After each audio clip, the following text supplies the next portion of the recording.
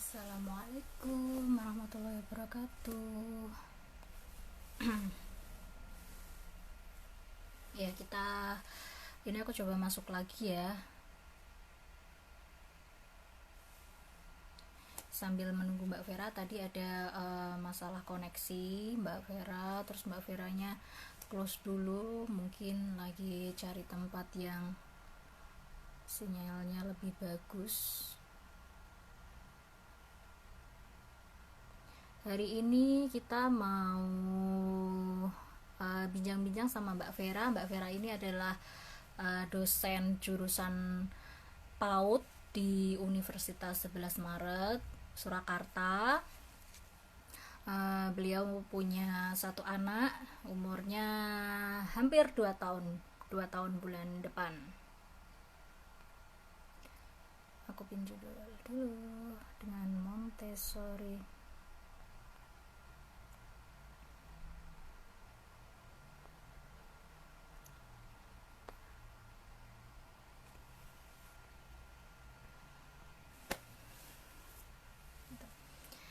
Semoga ini nanti nggak ada masalah lagi tentang koneksi. Halo teman-teman, Upi, Mbak Ika, Mbak Carmila. Jadi Sabtu ini kita akan membahas tentang edukasi dengan Montessori di rumah nggak harus mahal. Buat teman-teman yang udah tahu Montessori pasti pertama tuh kesannya kebanyakan alat-alatnya tuh mahal Montessori. Misalkan mau membeli semuanya tuh berat juga kayak gitu. Tapi ternyata ada loh. Alhamdulillah. Alhamdulillahirabbil Ya. alamin. Tapi bener Mbak, ini Bisa suaranya bisa jelas. udah bisa. Ya, udah bisa walaupun masih muter-muter. Masih muter sih. Oke. Mbak, ini tadi saya Kedengaran pakai nggak Mbak headset. Fira?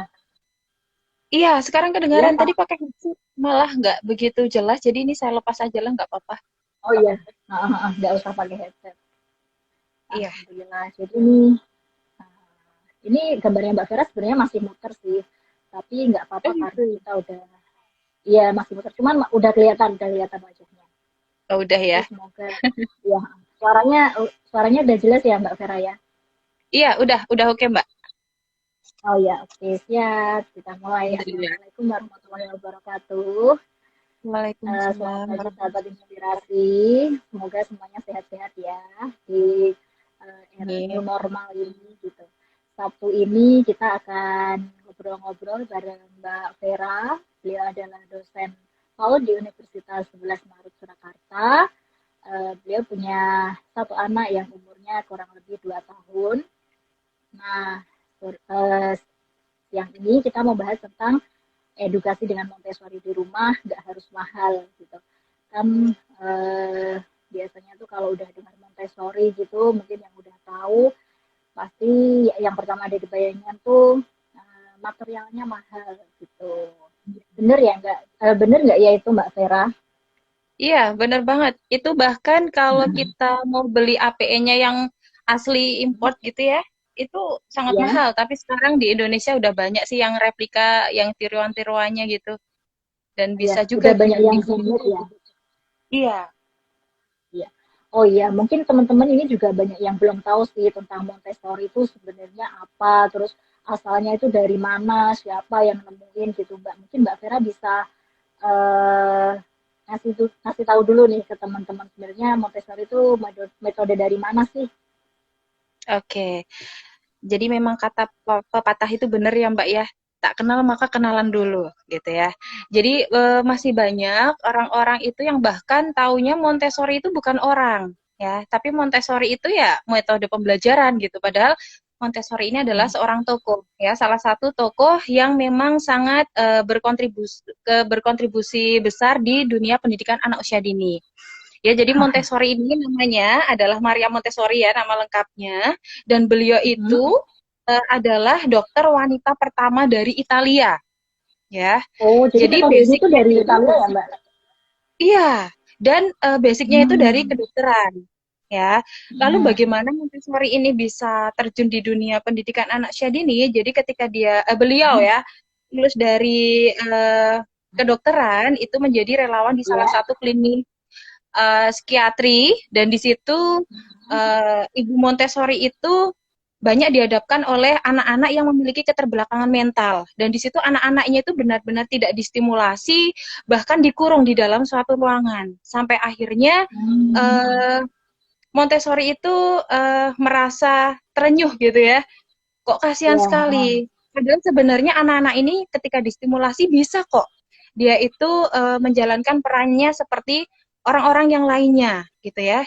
Nah, akhirnya di situ Montessori itu melakukan penelitian, kemudian dia observasi ya, dan mengadopsi beberapa teori juga dari tokoh-tokoh PAUD sebelumnya seperti Froebel, Pestalozzi gitu ya, yang akhirnya Montessori ini menemukan suatu metode ya, metode pembelajaran yang sampai sekarang memang sangat berpengaruh di dunia pendidikan anak usia dini. Nah, setelah itu karena kontribusinya itu ya di klinik psikiatri itu, kemudian Montessori ini diberi tanggung jawab untuk diminta untuk mengorganisasi suatu PAUD yang ada di lingkungan kumuh dan terpencil gitu ya. Nah, di situ di situ Montessori justru lebih leluasa untuk mempraktekkan metode yang telah dia temukan itu di anak-anak yang tidak keterbelakangan mental. Iya, jadi anak-anak yang tidak berkebutuhan khusus. Nah, ternyata dan ternyata berhasil, Mbak. Jadi meskipun anak-anak itu tidak memiliki keterbelakangan mental, anak-anak yang tidak berkebutuhan khusus ternyata bisa mengembangkan perkembangan anak itu secara optimal. Anak-anak itu bisa lebih mandiri. Seperti itu, dan sekolah itu dinamai oleh Montessori yaitu Kasai de Bambini, dan itu sampai sekarang sekolah itu terus berkembang di seluruh dunia. Seperti itu. Oh, masih ada ya sampai sekarang ya, Mbak ya? Masih. Jadi bahkan di daerah Eropa, Amerika itu ada lebih dari ratusan, Mbak. Dan tempat yang menjadi pusat itu justru malah di India. Ya, karena Montessori pernah berhijrah ke India dan di sana diterima baik teorinya dan justru berkembang pesat di India. Jadi gitu perjalanan dari Montessori. Nah, setelah berkontribusi besar di dunia pendidikan itu, Montessori ini tidak hanya menjadi seorang dokter, tapi juga melatih guru-guru di pendidikan anak usia dini dan juga menulis buku seperti itu. Jadi memang luar biasa sekali ya Mbak Montessori ini. Iya, jadi ini metode Montessori ini sebenarnya udah sejak berapa tahun yang lalu ya Mbak ya? Sudah lama sekali Mbak. Sudah lama sekali ya? Ya, Montessori aja itu lahir tahun 1870. Ya, berarti kisarannya 100 tahun berarti sudah ada ya? Sudah ada. Ya, sudah ada. Dan terus berkembang. Iya, teorinya itu terus berkembang juga sampai saat ini. Iya, terus berkembang dan ternyata sampai sekarang pun masih bisa diterapkan gitu ya untuk anak-anak yang generasinya udah sampai generasi Z ini ya Mbak ya? Sangat masih sesuai gitu. Nah, kalau sebenarnya Montessori itu kan ada filosofinya ya Mbak ya? Nah, filosofinya itu apa aja sih Mbak, filosofi metode Montessori itu? Oke, jadi yang mendasari dari munculnya metode itu tadi ya Mbak ya.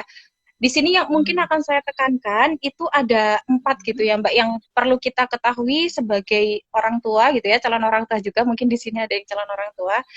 Jadi yang pertama, yang pertama adalah pemikiran yang mudah menyerap. Ya, jadi Montessori itu percaya bahwa anak usia dini itu memiliki pemikiran yang mudah menyerap dan sering disebut dengan absorbent mind. Ya, jadi di sini anak-anak itu akan sangat mudah menyerap suatu informasi dan mampu mempelajarinya dengan kecepatan yang tinggi. Nah, di sini sangat luar biasa ya. Begitu pentingnya kita bisa mengoptimalkan perkembangan anak, kita bisa membangun pengetahuan anak di usia dini ini. Karena mereka memang sangat cepat untuk menyerap. Bahkan dalam penelitian itu di otak anak itu kan berkembangnya sampai 80% gitu ya Mbak. Yang sering kita sebut juga dengan masa golden age. gitu kan ya. Iya, Nah, jadi di 2 sini tahun pertama gitu eh, ya, Mbak, ya. ya, jadi di sini kita jangan sampai menyia-nyiakannya. Kita sebagai orang Hmm. dewasa harus selalu bisa memberikan informasi-informasi yang memang bisa membangun pengetahuan baru untuk anak. Seperti itu. Dan di Hmm. sini juga kita harus berhati-hati karena setiap apa yang kita katakan, apa yang kita kerjakan itu akan mudah diserap oleh anak dan anak itu bisa mengimitasi. Jadi itu di situ harus hati-hati, ya. Kemudian yang kedua itu adalah periode sensitif, sensitive period, ya. Ini Hmm. juga istilah dari Montessori, ya. Nah, apa Iya. ini apa sensitive period ini?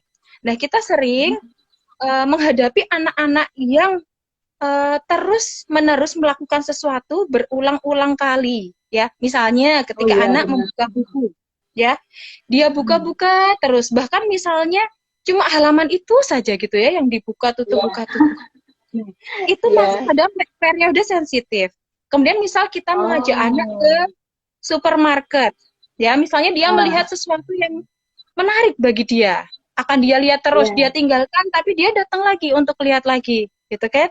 Nah, Hmm. ini periode sensitif, ya. Nah, di sini kita harus bagaimana? Ya, kita harus memberikan pengertian. Kita harus memberikan justru Hmm. informasi yang lebih ke anak. Misalnya ketika dia membaca Hmm. buku itu, kita Hmm. puaskan ya rasa ingin tahunya ya di Hmm. periode sensitif ini ya seperti itu. Kemudian yang ketiga bahwa anak-anak ini ingin belajar secara alamiah. Jadi sebenarnya kita tidak Hmm. perlu ngoyak-oyak gitu Nggak ya perlu, anak iya, untuk nggak perlu belajar. maksa-maksa juga gitu ya, Mbak, ya. Iya, karena sejatinya anak itu memang secara alamiah memiliki keinginan untuk terus belajar. Nah, yang perlu Iya. ditanda kutip di sini, belajar itu bukan seperti kita orang dewasa yang harus membuka buku, dibaca dengan serius. Itu Nah. tidak, ya. Hmm. Kita yang ditekankan di sini adalah bahwa anak itu belajar melalui bermain, ya. Jadi ketika anak Hmm. itu bermain, maka anak itu belajar. Ya, karena kenapa prinsip dari bermain itu kan sukarela, menyenangkan, gitu Iya. ya. Nah, tetapi Jadi permainan ini tetap dari harus ada aktivitas tujuannya. sehari-harinya aja ya. Iya, benar Mbak. Nah, untuk aktivitas bermainnya ini untuk Montessori sendiri memang mengembangkan sendiri ya, ada yang namanya alat permainan edukatif dan itu sangat banyak sekali, sangat beragam. Yang itu tadi Mbak yang mahal-mahal. Ya, tapi nanti coba kita bisa mensiasati itu supaya kita tetap bisa menjalankan metode Montessori ini tapi dengan peralatan yang seadanya yang ada di rumah gitu. Oke, untuk yang keempat ya Mbak, filosofis yang keempat ya, yaitu mendorong Iya. kemandirian. Ya, kita harus bisa mendorong kemandirian anak. Ya, sebenarnya tanpa kita dorong pun anak itu sudah memiliki keinginan alamiah gitu ya untuk memang dia ingin mandiri. Contohnya, ketika anak mulai MPASI, ya, ketika anak mulai Hmm. makan, ya di usia 8 bulan, 9 bulan, itu terkadang anak ingin memegang sendoknya sendiri. Ya, Dia rebutan ingin sama makan sendiri. ibunya. Iya, benar ya Mbak ya. Nah, itu sudah Hmm. menunjukkan bahwa keinginan kemandirian anak itu secara alamiah, ya.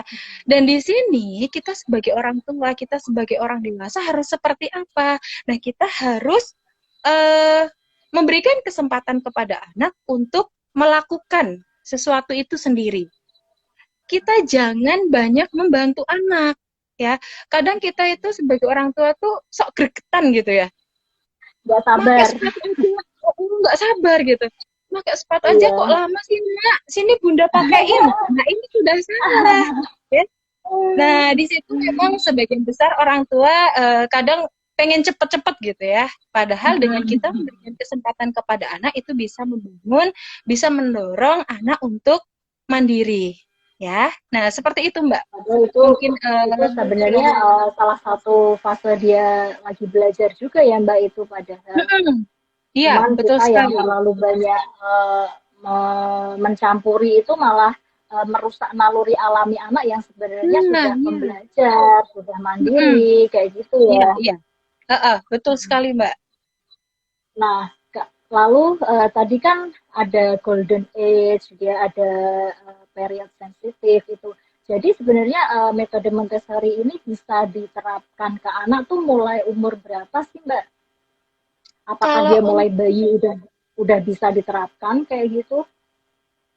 Nah, ini tergantung sih Mbak, kalau kita mau menggunakan APE-nya gitu ya, alat permainan edukatifnya gitu ya, itu Iya. mungkin 1 tahun ke atas baru bisa gitu ya. Itu pun kalau di Oh, masa usia 1 tahun harus pengawasan yang lebih ketat gitu, karena kan dia masih masa untuk apa ya, penasaran, jangan-jangan nanti kita iya, mainan kelereng dimakan gitu ya. Nah, iya. seperti itu. Nah, dan itu bisa sampai usia 6 tahun gitu. Oh, bisa sampai usia 6 tahun. Iya, kalau untuk prasekolahnya itu sampai usia 6 tahun untuk metode ini. Ya, jadi gitu. Gitu. Terus kalau kan ini kan kita kayak judul kita ya Mbak, nggak harus mahal gitu. Jadi gimana sih orang tua bisa menyiasati metode Montessori ini dengan alat-alat yang ada aja di rumah gitu. Apakah memang harus buat dulu gitu dengan misalkan kayak kan ada tuh kayaknya yang aku tahu ada Think Tower kayak gitu ya Mbak ya itu apakah kita Ya, buat sendiri atau kita ganti dengan alat yang lain gitu Mbak? oke. Jadi kalau untuk bagaimana mensiasati sebagai orang tua gitu ya untuk menggunakan alat Hmm. permainan edukatif Montessori ini. Oke, yang Ya. pertama kita sebagai orang tua memang harus kreatif ya. Kita Hmm. harus bisa eh apa ya, sensitif gitu terhadap benda-benda Iya, yang iya. ada di sekitar kita yang sudah tidak terpakai gitu ya, barang-barang bekas Hmm. seperti kardus, kemudian kaleng ya, botol Iya, bekas gitu ya. Nah, itu harus saya juga gitu. sensitif eh, untuk bisa menjadikan mungkin benda-benda yang sudah tidak berguna itu menjadi benda-benda yang bisa kita gunakan untuk bermain. Jadi yang pertama memang harus Hmm. kreatif. Nah, yang Iya. kedua kita harus bisa memberikan kesempatan anak untuk eksplor lingkungannya ya karena termasuk di metode Montessori ini selain menggunakan alat permainan edukatif itu juga memanfaatkan Hmm. lingkungan sekitar anak untuk belajar untuk bermain ya Iya. kemudian kita sebagai orang tua juga harus selalu mendampingi anak ya kan Hmm. kemudian kita bisa menciptakan rumah yang ramah anak ya jadi di Montessori Hmm. itu memang terkenalnya seperti itu Mbak bagaimana kita Hmm. bisa misalnya mungkin kalau Mbak Rofi dan teman-teman di sini pernah melihat gitu ya di YouTube, bagaimana sih prakteknya Montessori itu di kelas gitu ya, di prasekolah Montessori itu. Ada banyak sekali rak-rak ya, rak-rak Hmm. alat Iya. permainan. Nah, dan Iya. itu sudah didesain sesuai ukuran anak. Oh, Seperti gitu itu. ya. Jadi memang Ya, semua alat yang digunakan itu memang ya ukurannya anak gitu. Misalkan dia mau iya, belajar makan, ya dia pakai sendoknya ya harus sendok anak, bukan sendoknya orang iya, dewasa gitu. Misal mau belajar iya, nyapu gitu juga kalau bisa difasilitasi sapu yang memang ukuran dia gitu ya Mbak ya. iya, betul sekali Mbak Rofi. Jadi memang itulah yang namanya rumah ramah anak ya. Dan ini memang Oh iya. ditekankan juga oleh Montessori dan ini bisa kita lihat dari itu tadi ya perkakas atau alat permainan atau rak-rak Hmm. bahkan rak bukunya ya itu memang Iya. sesuai dengan eh, ukuran anak ya, seperti meja, Hmm. kemudian kursinya, dan kalau pernah melihat itu anak-anak yang beraktivitas nyapu di halaman itu juga sapunya itu disesuaikan dengan sapu yang ukurannya anak, seperti itu. Jadi Hmm. memang harus ramah anak. Kemudian Iya. berkaitan dengan alat-alat permainan edukatifnya tadi ya yang ada ping tower, kemudian ada Iya. binomial cube, terus ada Brown Iya. stairs itu sangat banyak sekali dan memang itu adalah alat permainan edukatif yang dikembangkan oleh Montessori, Mbak. Memang luar biasa sekali ya Oh. bisa menciptakan alat-alat yang seperti Iya. itu. Nah, tapi jangan salah kita bisa menggunakan alat-alat yang ada di rumah. Ya, misalnya Hmm. untuk pink tower itu ya, Mbak. Itu kan sebenarnya Iya. itu masuknya itu di area apa sensorial mathematics. Jadi itu Hmm. sebenarnya adalah konsep dari volume, ya. Oh. Ya, itu kalau kita perhatikan volume dari kubusnya itu semakin tinggi akan semakin kecil ya Ya, volumenya. semakin dia Nah, semakin di kecil. sini anak secara tidak sadar akan mempelajari tentang volume, ya, tentang ukuran. Nah, Iya, di iya. sini kita Jadi, bisa eh, memanfaatkan kardus bekas, begitu Mbak, yang memang nanti ada ukuran-ukurannya gitu, yang bisa disusun itu menjadi semakin kecil gitu ya, volumenya semakin hmm, kecil. Nah, itu kita bisa memanfaatkan itu, mensiasatinya seperti itu. hmm. Tadi kan Mbak Vera kan menyinggung tentang area matematika gitu ya, area matematik gitu ya. Iya. Apa di Montessori ini memang dibagi jadi beberapa area, Mbak? Misalkan ada matematik, terus ada bahasa, atau ada yang lain kayak gitu? Iya, betul Mbak. Jadi Hmm. kalau kita melihat di ras sekolah Montessori itu di situ ada eh, kita masuk ke bidang pengembangannya dulu Mbak, karena berkaitan dengan area Oh. ya di kelas Hmm. itu ada yang namanya bidang utama dan ada bidang Hmm. sekunder. Nah, yang bidang Oh, utama jadi ada ini yang hmm. pertama adalah exercise of practical life. Jadi memang tentang keterampilan hidup ya, practical life. Hmm. Kemudian yang Hmm. kedua itu adalah eksplorasi panca indera atau sensorial. Hmm. Oh Nah, kemudian ya. ada seni bahasa ya, dan Hmm. sensorial itu tadi dikaitkan dengan matematika. Kemudian di bidang sekunder Hmm. itu ada geografi. Wow, untuk anak usia dini kok geografi bisa loh ternyata. Iya, Bisa nggak ya itu? geografi. Nah, Ah, bisa ya. Kemudian hmm. ada kebudayaan dunia dan ilmu pengetahuan. Nah, Jadi ini memang memang luar biasanya luas juga banget dari ya mulai Mbak ya. iya. Jadi sebenarnya kita itu bisa loh ngajarin anak tentang geografi, ya, tentang kebudayaan dunia, ilmu pengetahuan baik sosial maupun alam gitu ya, sains. Iya, Itu iya. sangat bisa. Ya, jadi itu bidang pengembangannya.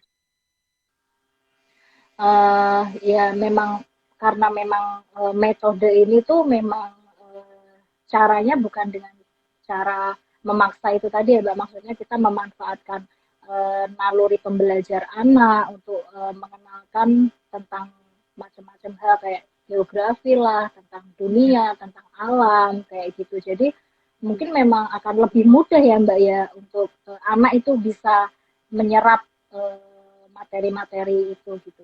Nah, ini ada Iya. yang dieksplor satu-satu dong, Bu. Nah, ini misalnya kalau contoh area matematika itu kayak gimana sih, Mbak? Oke, untuk yang area matematika ini biasanya dikaitkan juga dengan sensorial, Mbak. Gitu. Hmm, Nah, hmm, jadi contoh-contoh kegiatannya mungkin ya, dan ini yang bisa dilakukan di rumah gitu. hmm. Ini kita sangat membutuhkan barang-barang bekas yang ini pasti sudah sering ada gitu ya di rumah. Contohnya, eh misalnya kita sortir sortir warna ya. Hmm. Kita mau mensortir benda-benda yang ada di rumah berdasarkan warnanya ya. Kita Iya. bisa memanfaatkan benda apapun gitu yang ada di rumah ya. Jadi nanti Hmm. anak itu diminta untuk mengklasifikasikan mana yang warna merah jadi satu dengan merah, kemudian yang warna kuning Hmm. dengan kuning, hijau dengan hijau. Ini sudah termasuk Montessori Area ya. matematika ya. Kemudian ya, kemudian misalnya nih Mbak, saya ada Hmm. niatan. Nih misalnya kardus bekas. Ya, Mbak, ini ada kardus Hmm. bekas. Ya, Hmm. ini kardusnya bisa kita lobangi menjadi bentuk segitiga. Kemudian Hmm. ada persegi, persegi panjang, ya, lingkaran juga boleh, bentuk bintang juga boleh, bentuk love juga boleh. Kemudian Hmm. nanti anak ketika ini sudah jadi gitu ya, kardusnya sudah kita lubang-lubangi ya, anak Hmm. diminta untuk memasukkan bentuk-bentuk itu tadi ke dalam lubang yang sesuai. Nah, sesimpel itu saja itu sudah Oh. mengembangkan Hmm. matematikanya anak ya, utamanya untuk mengenalkan bangun datar, untuk mereka Hmm. mencocokkan ya. Kemudian kita bisa juga eh, menggunakan botol-botol bekas yang sudah tidak berguna. Misalnya kita memiliki botol yang ukuran tingginya itu berbeda-beda ya. Nah, nanti kita meminta anak Hmm. untuk bisa menyusunnya dari rendah ke tinggi atau dari tinggi ke rendah itu juga bisa ya. Kemudian Hmm. misalnya kita di rumah ya, kita Ya. punya apa ya Mbak ya, buah apa nih yang kecil lingkaran, oh misalnya kelengkeng ya, kita Oh punya ya. kelengkeng ya kan, terus kemudian Ah. nanti anak kita buatkan di dalam kertas itu, kita buat titik-titik, kemudian anak itu diminta untuk menyusun ya kelengkengnya Hmm. itu sesuai dengan titik-titik yang kita buat. Nah, titik-titiknya ini kita bebas mau apa. Kemudian nanti anak diminta nebak. Ini apa ya nanti setelah Hmm. eh, kita berikan apa tadi kelengkeng gitu ya, bisa jadi apa gitu. Kemudian berkaitan dengan sensorialnya, kita bisa tebak bau ya, karena di Montessori ini sensorial itu harus dioptimalkan, Mbak. Seluruh panca indera harus dioptimalkan. Hmm. Kita bisa tebak bau. Iya. Ya, kita bisa memasukkan bau-bauan gitu ya ke dalam wadah ya. Wadah apa saja itu boleh, tapi harus tertutup sehingga anak itu tidak bisa melihat di dalamnya itu ada apa, gitu kan. Kemudian nanti Hmm. anak diminta nebak. Ini bau apa ya? Yang ini bau apa gitu. Kita ngasih bau-bau yang Hmm. ekstrim pun tidak masalah. Selama itu bisa apa ya, menstimulasi anak terhadap Hmm. bau-bauan. Kemudian misalnya kita punya batu, batu itu mirip dengan apa ya Mbak? Kerikil-kerikil gitu. Misalnya Hmm. dengan apa Mbak? Kerikil dengan kerang gitu, jarang ditemui kalau kerang. Kalau di rumah apa? Kerikil. Misalnya em, Kalau dengan di rumah, kelereng misalnya. Kelereng ya, oh iya, iya, bisa ya sekarang kelereng ya. bisa. Misalnya kerikil dan Iya, kelereng. halus, halus dan Awalnya, kasar ya Mbak ya. nah, itu bisa untuk perabanya. Kemudian nanti misalnya Iya. kita punya kelereng dan kerikil dalam satu wadah, kemudian anak diminta untuk mengelompokkan ya ke dalam dua wadah Hmm. yang berbeda lagi, gitu ya. Jadi dikelompokkan mana yang kelereng dengan kelereng, kerikil dengan kerikil. Nah, setelah itu anak kita tutup matanya. Ya, anak Hmm. mengelompokkan kerikil dan kelereng itu dengan mata tertutup. Ya, bisa atau tidak. Nah, kemudian bisa tebak suara juga ya. Sebenarnya untuk matematika dan sensorial ini ada sangat banyak ya Mbak ya. Yang Banyak utamanya contohnya ya Mbak memang ya. berkaitan dengan seluruh panca indera anak. Itu memang harus dioptimalkan ya. Selain itu untuk matematika itu anak-anak itu tadi bisa konsep ukuran, bisa konsep geometri ya, berhitung gitu. Jadi bukan yang kita apa ya? Kan kadang ada ya anak yang diajarin sudah apa namanya? Masih anak kok udah dikasih penjumlahan bersusun gitu ya. Bulan Padahal kita bersusun. harus menghadirkan media yang konkret. Kalau kita mau mengenalkan tentang konsep bilangan, ya kita aja anak untuk berhitung dengan media yang konkret. Misalnya tadi menghitung tomat, atau menghitung kelereng, ya, menghitung apa yang dibeli oleh ibunya, dihitung 1, 2, 3. Jadi dengan benda nyata. Karena di situ anak Oh akan iya. lebih mengena. Dia berpengalaman langsung, memiliki pengalaman langsung untuk menghitung. Sehingga itu akan mudah terserap oleh anak. Nah, seperti itu Mbak. Itu contoh yang sensorial mathematics. Itu sangat bisa ya dilakukan di rumah dengan memanfaatkan barang-barang bekas. Ya, memang itu mengasah skill ibunya biar lebih kreatif lagi apa nih kira-kira yang bisa dipakai gitu. Ya, betul Nah, Mbak. ini ada sahabat inspirasi yang tanya nih Mbak Nisa. Mbak, Ya. edukasi Montessori bisa nggak sih pakai gadget? Kan anak-anak sekarang maunya mainan gadget gitu. Oke. Jadi kalau untuk Montessori ini eh, tidak bisa kalau menggunakan gadget. Karena Ya. prinsip bermain, ya, prinsip belajarnya anak itu harus melibatkan tiga, Mbak. Yang pertama adalah otak, yang pertama adalah otot, ya, dan yang satunya adalah sebentar, otak, otot, dan eh, pokoknya harus hands on. Jadi harus, saya kok ngeblank ya. Jadi harus hands on, harus harus terlibat harus pegang semua langsung gitu panca ya. indera anak. Iya, iya. Oh, gerakan Mbak, yang satu gerakan. Jadi, nah itu jadi memang harus anak itu mengalami sendiri, karena dengan anak mengalami sendiri, maka pengetahuan yang akan dibangun anak itu akan lebih bermakna. Iya, ya. Karena mungkin ini juga ya Mbak, kalau gadget itu kan hanya satu arah ya gitu. Iya, betul. Jadi ini nggak bisa masuk di filosofinya Montessori ya Mbak ya, karena memang Iya. di Montessori dia memang harus explore secara Mm-mm. langsung. Kalau Iya, bisa malah betul. memegangnya juga, dia bisa mengamati seperti itu yang Mm-mm. akhirnya dia berpikir, dia mencerna hal-hal itu. Oh, ini Iya, ternyata tomat, tomatnya halus, bentuknya ternyata bulat. iya, Ini warna apa ya kayak iya. gitu ya Mbak ya. Nah, Jadi dia iya, bisa betul. mengeksplor mendalam dari satu benda aja dia sebenarnya udah bisa mengeksplor secara mendalam ya Mbak. Iya. Kalau kita Heeh. memang benar-benar menerapkan metode Montessori ini. Montessori. Iya, iya betul sekali Mbak Rofi. Nah, cuman ya memang itu tadi memang butuh kesabaran oleh pengasuhnya Nah, gitu. Mungkin jika memang apalagi mungkin kalau yang mengasuh bukan ibunya sendiri, misalkan kita pakai caregiver gitu, jadi kita memang harus benar-benar memberitahu gitu untuk membiarkan anak itu mengeksplorasi benda-benda yang itu memang safety gitu. Oh iya, ya, betul. pernah dengar juga seperti ini Mbak. Montessori itu kan apa ya istilahnya? Dia pokoknya kita membiarkan dia gitu. Kita kan membiarkan dia bereksplor. Nah itu seberapa batasan kita membiarkan dia ya Mbak, misalkan dia mau main pasir nih kayak gitu. Apakah kita akan membiarkan dia terus main pasir kayak gitu atau kita juga boleh untuk stop dia main pasir saat keadaan tertentu, misalkan di situ memang pasirnya sangat tinggi membahayakan kayak gitu.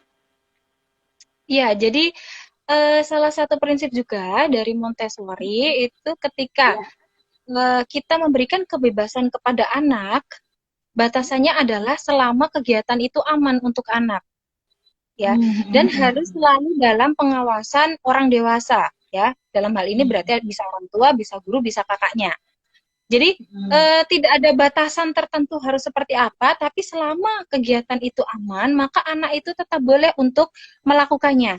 Bahkan kadang ketika misal ada anak yang mau eksplor pohon gitu ya Mbak, pohonnya itu dia nggak terlalu tinggi, sehingga anak itu tertarik untuk memanjatnya. Ya, Ya, kadang orang benar. tua kalau melihat seperti itu ada yang, jangan nanti jatuh. Nah, itu kan sebenarnya malah Iya, iya, iya. membuat anak yang khawatir padahal dia itu ingin eksplor. Tidak apa-apa, Iya. kita harus bisa membebaskan anak, kita memberikan kesempatan anak untuk manjat. Nah, tapi di sini orang tua berarti harus selalu mengawasi, kita harus menjaga anak supaya anak itu memang tidak jatuh gitu. Jadi Iya. memang di situ Mbak perannya dari orang tua. Dan saya terlupa Mbak, tadi salah satu filosofi yang belum saya jelaskan juga, yaitu salah satunya itu prinsip kebebasan. Ya di Montessori ini bahkan kalau Mbak Rofi pernah lihat juga gitu ya di YouTube bagaimana prakteknya Montessori ini, begitu anak datang di kelas, itu anak bebas mau bermain di area mana saja. Satu hari Oh, mau jadi main mereka apa bebas saja milih ya? itu bebas. Iya, kalau di Indonesia kurikulumnya kan memang kita terstruktur ya Mbak ya, tersistematis. Hari ini kegiatannya apa saja harus dilakukan oleh anak, Iya. kan gitu. Oh, harus Nah kalau terjadwal ya Mbak ya jadi. kalau kalau di Indonesia kan gitu Mbak. Tapi kalau di Montessori itu bebas. Anak datang di kelas itu berarti kelas itu miliknya. Dia mau bermain apapun boleh dibebaskan. Jadi kurikulum itu ditulis setelah aktivitas. Kalau di Indonesia itu kita merencanakan dulu ya, ada RPP Iya. namanya ya Mbak ya. Iya. Rencana pelaksanaan pembelajaran ya, jadi harus dilakukan hari itu gitu. Kalau di Montessori itu dilakukan di akhir. Jadi setelah anak bermain dalam satu hari itu anak dibebaskan. Karena ya menurut Montessori ketika anak itu dibebaskan, maka anak itu akan lebih menunjukkan siapa dirinya, apa yang ingin dia lakukan, apa yang memang ingin dia pelajari saat itu. Sehingga anak itu memang dibebaskan.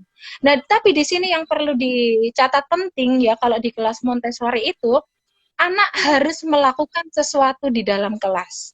Sehingga di Montessori itu ada yang namanya guru mobilitas ya. Jadi guru itu berkeliling gitu ya di area-area untuk memastikan anak itu aktif untuk melakukan sesuatu.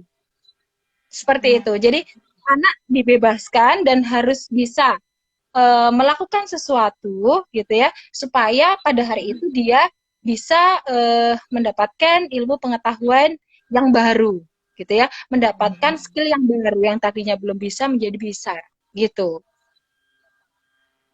Jadi memang kalau di Montessori dari negara asalnya itu mereka malah baru menuliskan setelah anak itu, jadi seharian itu anak tuh udah bisa apa aja sih hari ini, dia Ya, misalkan bisa menyusun 1 balok, besok bisa menyusun 2 balok. Nah itu kan berarti sudah perkembangan ya Mbak, dan itu masuk ke ya, kurikulumnya gitu ya. ya, ya, betul sekali Mbak. Jadi memang di akhir kalau untuk Montessori. Nah, ini ada yang tanya juga. Kadang lihat ada ibu yang ngajarin Montessori pakai bahan makanan yang terus kebuang. Nah, apakah emang harus kayak gitu gitu? Mungkin contohnya yang kayak gini, Mbak. Kan ada tuh area sensori, mainnya pakai jelly. Nah, pakai jelly yang dalamnya biasanya dikasih hewan-hewan. Nanti temanya Oh kita iya. menyelamatkan hewan kayak gitu. Nah, itu kan mau nggak mau jelly-nya nanti kan dibuang ya kayak gitu. Nah, Mm-mm. apakah memang harus kayak gitu gitu atau ada cara lain kayak gitu? Sebenarnya kalau di Montessori sendiri, Mbak, sejauh ini untuk yang jelly itu sepertinya pengembangan sendiri, Mbak. Jadi diinovasi sendiri mungkin ya oleh ibu-ibu milenial masa kini yang memang luar Ya, biasa gitu ya, bisa mengembangkan luar biasa kreatifnya. sedemikian rupa, sedemikian kreatifnya gitu ya. Tapi kalau untuk di Montessori memang saya belum pernah melihat Mbak yang menggunakan jelly itu. Tapi kalau menggunakan biji-bijian, kemudian beras gitu ya, itu memang ada ya.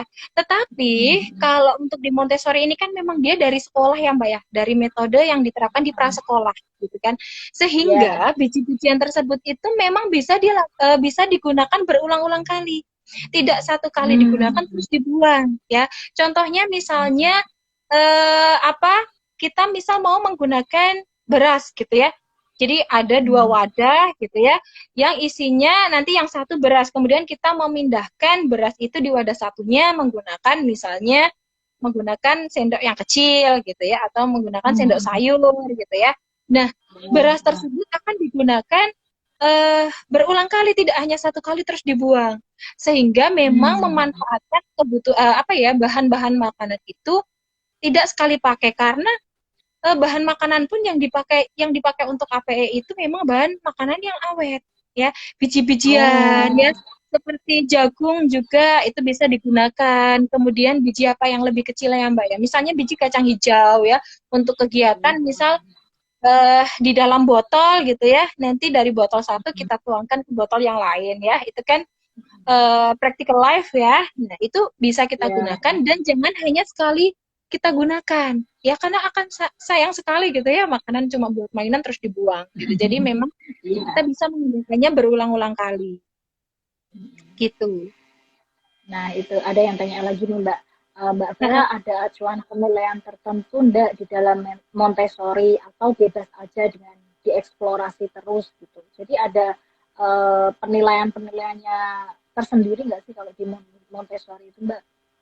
ini berarti penilaian yang untuk anaknya ya Mbak ya? Ya, penilaian untuk anaknya. Oh, oke. Jadi kalau untuk penilaian ke anak, kalau mungkin kita sebagai orang tua itu tetap harus menilai ya. Penilaian ini tidak sama seperti kalau guru di prasekolah gitu ya, yang mereka Ya, tersistematis harus ada indikatornya dan lain sebagainya. Di ya. sini kita bisa mengamati dengan bagaimana peningkatan anak ya. Misalnya di awal ketika kita mau mengajak anak untuk mengurutkan apa namanya, tadi aja ya Mbak ya, yang kayak pink tower misalnya, apa, kardus-kardus gitu yang kita susun gitu ya. Ya. Kemudian supaya kita bisa tahu peningkatan anak, misalnya hari ini kita amati, oh anak itu menyusunya masih terbalik-balik, sehingga tidak jadi tuh towernya, ya kan urutannya harus yang volumenya paling banyak dulu gitu ya, yang paling besar, kemudian Ya. semakin kecil.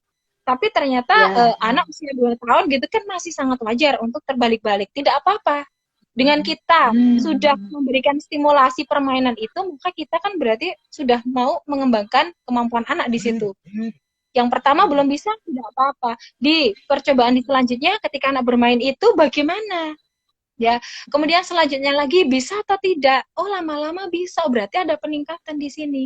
Ya, kalau untuk sebagai orang tua yang mungkin mengamatinya tanpa tertulis gitu ya, tersistematis, bisa seperti itu Mbak. Jadi kita mengamati peningkatan anak ketika menggunakan APE tersebut. Tapi kalau kita mau lebih rinci ya, kita bisa menggunakan indikator yang memang sudah ada Mbak. Jadi kalau di PAUD itu ada, itu dari Permendikbud nomor 146 gitu ya, tahun 2014 dan Permendikbud nomor 137 tahun 2014. Di situ sangat lengkap sekali tingkat pencapaian perkembangan anak. Ya, dari usia awal, di awal tahun kehidupannya sampai usia 6 tahun. Dan nanti para bunda di sini gitu ya bisa mengecek itu untuk menyesuaikan. Misalnya anak usia 5 sampai 6 tahun nih, kemampuan kognitifnya harus bisa mengklasifikasikan benda berdasarkan 3 variasi misalnya.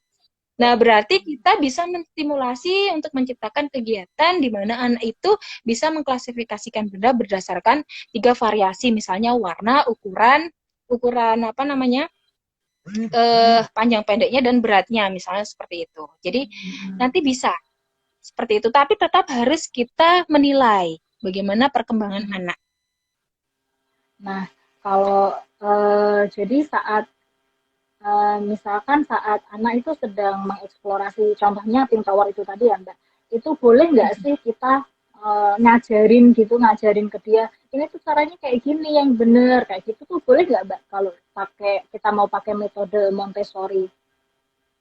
Oke, jadi memang prinsip yang pertama, kita harus memberikan kesempatan anak itu untuk eksplor sendiri. Ya, entah nanti dia salah atau langsung tepat gitu ya penyusunannya, yang penting kita di situ kita hanya yang pertama memfasilitasi itu tadi, kemudian kita membimbing. Memang di sini ada pembimbingan ya Mbak di Montessori itu, tapi kita jangan ngajari, kita jangan langsung mendikte ini loh sebenarnya itu nanti urutannya yang besar dulu gitu. Nah, jangan seperti itu dulu, kita biarkan anak untuk eksplor dulu ya. Jadi di situ anak akan terstimulasi kemampuan pemecahan masalahnya Mbak, dan ini sangat penting ya untuk perkembangan kognitifnya. Nah, ketika anak itu memang sudah mentok gitu ya, mungkin dia kesusahan, terus dia meminta bantuan. Nah, di sini kita bisa memberikan dukungan atau bantuan. Tentunya bantuan ini jangan langsung secara apa ya Mbak, frontal apa ya, secara langsung ngajarin. Cara gamblang gitu ya, yang ngajarin. Iya. Nah, itu kita jangan seperti itu. Mikir gitu ya. Bisa kita bantu dengan mengajukan pertanyaan. Kira-kira nanti yang dibawa itu supaya bisa tersusun baik, harus yang besar dulu atau yang kecil ya nak? Misalnya gitu. Dengan pertanyaan-pertanyaan, dia itu tetap terstimulasi Mbak pemecahan masalahnya. Gitu. Jadi bisa, dukungan atau bantuan bisa diberikan, tetapi tidak boleh langsung mendiktekan bagaimana solusinya. Tidak boleh. Gitu. Kalau setahu Mbak Vera, di Indonesia ini PAUD sudah menerapkan metode Montessori ini atau belum ya Mbak ya? Oke, jadi untuk prasekolah ya, yang Montessori ini, yang dia itu berlisensi, yang legal gitu ya Mbak ya, dari pusat sana, itu ada di Indonesia, bahkan di Jogja. Mbak Rofi di mana ya? Saya di Jogja. Aku di Semarang. Oh, di Semarang ya. Kalau di Semarang kan tahu, tapi di Jogja sendiri, di Jogja sendiri itu ada ya? Mbak. Ada. Prasekolah Montessori. Sama. Kasai de Bambini. Itu yang berlisensi. Iya, itu yang berlisensi dari pusat Italia gitu, Mbak. Dan di situ kan ini prasekolah internasional gitu ya, Mbak ya. Dan guru-guru di Montessori yang berlisensi ini harus mempunyai sertifikat mendidik di prasekolah Montessori. Dan ini pendidikannya itu tidak lama. Kalau di Indonesia, pendidikan sekolah Montessori ini ada di Jakarta. Untuk ini kan sebenarnya sekolahnya itu franchise, Mbak. Jadi ada franchise gitu Hmm. di Hmm. Indonesia, itu sudah tersebar juga untuk prasekolah Montessori yang berlisensi, yang asli gitu ya, dari Iya, yang asli. pusat sana. Dan itu guru-gurunya itu ada Cabangnya gitu ya, Mbak. pelitian. Iya. Nah, tetapi saat ini ya banyak Hmm. sekolah-sekolah yang bukan lisensinya Montessori murni gitu ya, Ya, tetapi heeh. menggunakan metode Montessori. Itu sekarang sudah sangat banyak karena Hmm. memang bisa kita akui ya bahwa metode Montessori ini utamanya untuk membuat anak itu mandiri itu sangat baik sekali, Mbak. Sehingga banyak sekarang Hmm. sekolah-sekolah yang menyisipkan metode Montessori di prasekolahnya, ya. Jadi meskipun Oh, dia gitu. kurikulumnya itu tidak Montessori, tapi dia menyisipkan metode Montessori dalam pembelajarannya.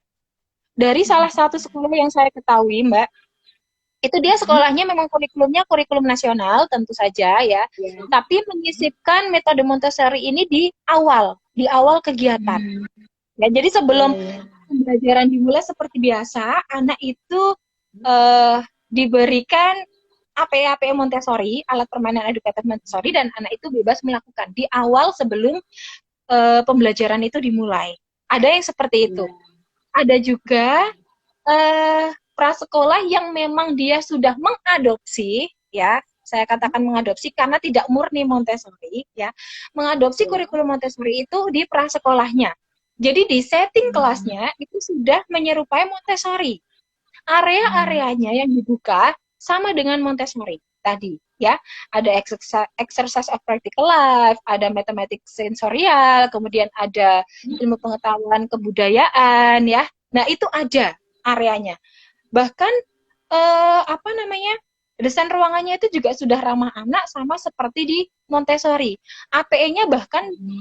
sekolah itu juga sudah menggunakan APE Montessori. Nah, itu ada. Jadi PAUD Oh. yang menerapkan kurikulum Montessori mengadaptasi, ya, Oh, mengadopsi iya. kurikulum Montessori itu. Tidak pure. Tapi kalau yang Montessori murni itu ada juga di Indonesia. Dan dia biasanya Hmm. sangat tertutup, Mbak. Susah sekali kalau kita mau Oh. tembus untuk observasi di sini itu sangat susah. Saya saja belum pernah gitu masuk ke Montessori yang berlisensi asli gitu ya, murni dari negaranya sana. Oh. Ya, Hmm. Kalau gitu relate ke sekolah ya Mbak ya. Jadi mm-mm. mulai umur berapa sih anak bisa dimasukin ke tempat misalkan PAUD gitu yang memang dia memakai metode Montessori Mbak? Oke, kalau kita merujuk pada teorinya Montessori ya. Jadi Hmm? Montessori itu kelasnya dari usia 2,5 2,5 tahun sampai 6 tahun. Ya, jadi Oh iya iya. berarti bisa kita asumsikan bahwa usia segitu itu anak sudah bisa diajak untuk eksplorasi menggunakan alat permainan edukatif dari Montessori, bisa kita ajarkan Hmm. bidang-bidang pengembangan Montessori. Jadi dari 2,5 tahun sampai 6 tahun itu untuk kelas di Montessori. Dan uniknya Mbak, kalau di Montessori yang murni, ya yang asli itu kelasnya itu kelas vertikal namanya. Jadi dalam satu kelas Gimana itu tuh? bercampuran Mbak dari usia Oh, dua usianya setengah tahun macam-macam sampai ya? 6 tahun. Iya, jadi Oh iya tercampur iya dua iya. setengah tahun sampai 6 tahun. Kenapa? Jadi menurut Montessori itu dengan seperti itu anak bisa belajar dari temannya yang lebih tua dan temannya yang lebih tua Hmm. bisa mengajarkan ke anak gitu. Jadi itu kalau Montessori yang murni. Tapi kalau di Indonesia sepertinya itu masih akan sangat susah juga jika diterapkan Ya, di prasekolah gitu ya, Mbak ya. Ya, jadi gitu. Memang unik sekali Mbak jadi Montessori ini. iya iya unik banget memang sangat sangat menarik sih. Jadi kalau Ya, untuk menilai sekolah yang memang dia benar-benar menerapkan Montessori, mungkin kita memang harus survei terus menanyakan hal ya, itu ya Mbak ke sekolah ya. tersebut gitu. Apakah memang sekolah ini sudah berlisensi Montessori ataukah hanya adopt dari filosofi Montessori atau Ya, hanya menyisipkan sedikit metode Montessori gitu ya Mbak ya iya, mungkin iya, tipsnya untuk betul sekali. orang tua yang nyari sekolah dengan metode Montessori ini gitu. Mm-mm. Iya, Eh, bisa. Seru banget ini, tapi waktunya tuh udah mepet. Seru banget sebenarnya ini masih bisa dilanjut lagi.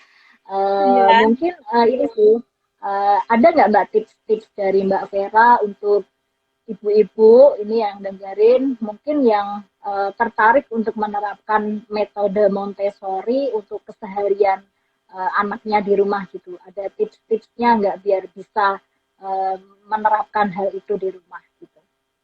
Oke, kalau untuk tipsnya sepertinya gimana ya Mbak? Masih sama sih dengan yang tadi saya sarankan.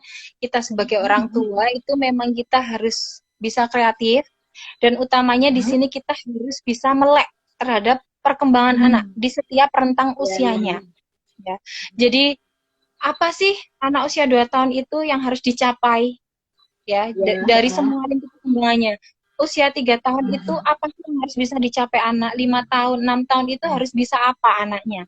Nah, dengan kita bisa mengetahui lingkup perkembangan anak itu, maka kita selanjutnya harus dituntut untuk bisa memberikan stimulasi yang tepat dengan usianya. Nah, ya, stimulasinya ya, ya. berupa apa? Stimulasi ini bisa berupa kita memberikan permainan-permainan Montessori ini. Nah, bagaimana caranya supaya bisa mudah dilakukan di rumah? Berarti kita harus kreatif, kita harus peka ya terhadap benda-benda di lingkungan kita ya, karena sangat mudah sekali kita menerapkan Montessori ini di rumah. Ya, sehingga gini Mbak gampangannya, ketika kita mau masak aja ya, kita libatkan anak di dalamnya untuk mengupas misalnya mentimun gitu ya, pakai alatnya itu ya. Kemudian nanti kita berikan kepercayaan pada anak untuk mengiris mentimunnya gitu ya menjadi kecil-kecil. Itu sudah Montessori ya. Jadi kita harus bisa ya Mbak ya. iya, kita harus selalu bisa melibatkan anak itu dalam aktivitas sehari-hari karena itu sudah bisa mengembangkan aspek perkembangan anak, itu sudah bisa nanti mengembangkan kemandirian anak, kita bisa membebaskan anak gitu ya. Jadi kita harus peka terhadap hal-hal seperti itu. Ya, kita harus selalu bisa memberikan kesempatan anak untuk melakukan sendiri. Ya, jadi kita sebagai orang tua yang pertama tadi ya berarti harus kreatif, kemudian yang kedua adalah sabar gitu ya. Kemudian tadi ya kita harus bisa menciptakan lingkungan yang kaya akan stimulasi ya. Jadi ketika anak itu banyak tanya gitu ya, kita harus selalu bisa menjawabnya karena periode sensitif tadi ya. Kemudian ada absorbent mind tadi ya, yang mudah menyerap, kita harus banyak memberikan informasi ke anak. Jadi kita ketika anak banyak tanya jangan aduh dek kok banyak tanya sih, udah kan tadi udah jawab. Nah, itu akan mematikan kreativitas anak gitu. Jadi kita harus selalu tanyanya tuh diulang-ulang ya Mbak ya. Iya, dan di situ kita harus menjawab terus loh Mbak. Dan jawabannya kita tidak boleh kita memang harus memfasilitasi itu gitu ya. Ya, kita sebagai orang dewasa harus bisa memfasilitasi anak. Karena itu memang diserap oleh anak gitu. Jadi misalkan kita jawabnya hafal, ya itu yang akan tersimpan di otaknya anak gitu ya Mbak. Iya, kan kasihan sekali Mbak. Dia udah maksudnya penasaran, tapi kita jawabnya asal, akhirnya yang terserap ya jawaban yang asal tadi gitu. Jadi itu ketika ya gitu kita memang dituntut untuk kreatif, kita memang dituntut untuk pintar ya. Jadi memang kita harus terus belajar, mau menggali memang untuk memfasilitasi tumbuh kembang anak kita gitu ya Mbak ya. Iya, betul. Iya, betul Mbak. Jadi, mungkin yang bisa saya simpulkan memang metode Montessori ini sebenarnya simple gitu. Nggak seribet, nggak semahal yang dibayangkan. Jadi untuk kita tahu, kita memang perlu belajar. Coba deh baca dulu apa sih Montessori, kepo-kepo dulu, gimana cara menerapkannya, gimana cara menerapkan dengan alat-alat yang ada saja di rumah gitu. Dan ternyata memang bisa gitu. Iya, ini betul, memang bahasanya seru banget ya Mbak ini siang ini, cuman waktunya udah mau habis. Semoga Mbak Vera di kesempatan selanjutnya mau berbagi lagi, mungkin bisa kita gali lagi satu persatu, misalkan area mat itu mungkin bisa jadi satu live Instagram sendiri ya Mbak ya, untuk satu areanya di Montessori itu kalau dibahas gitu. Iya, karena sangat luas sekali Mbak. Ya. Oh iya, makasih banget ya Mbak Vera, sahabat inspirasi semua yang udah ikut live Instagram siang ini. Mungkin nanti teman-teman yang ingin mengusulkan tema tertentu bisa langsung DM ke Ruang Inspirasi. Jangan lupa juga besok kita ada She Takeover Swiss. Stay tune yang ingin tahu tentang Swiss gitu.